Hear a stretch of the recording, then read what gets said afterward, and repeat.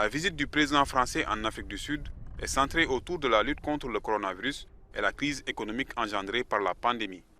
Officiellement le plus touché d'Afrique avec plus d'1,6 million de cas pour plus de 56 000 morts, le pays fait maintenant face à une troisième vague imminente de la pandémie.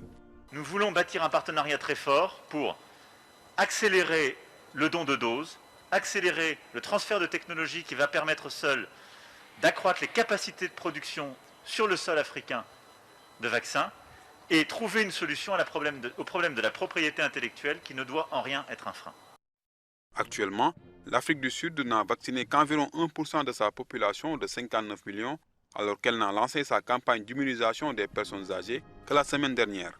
C'est la raison pour laquelle le pays a rejoint la campagne internationale pour un renoncement au droit de propriété intellectuelle sur les vaccins contre le coronavirus, ce qui permettra à tous les pays de pouvoir produire des vaccins.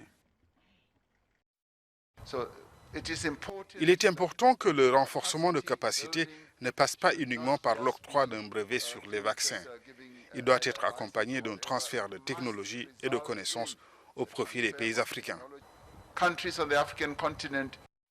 Emmanuel Macron et son homologue sud-africain Cyril Ramaphosa ont ainsi mis l'accent des discussions sur la levée des règles de propriété intellectuelle sur tous les vaccins anti-Covid. Et le président français promet de soutenir cette demande le temps de la crise. Un problème africain est un problème de la France.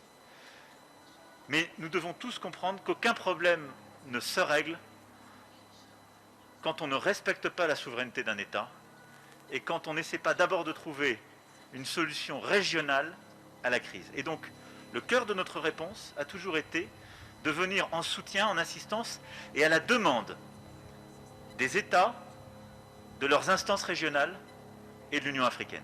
La proposition de cette levée des restrictions de propriété intellectuelle sera notamment discutée au sommet du G7 prévu en juin en Grande-Bretagne, auquel l'Afrique du Sud est invitée.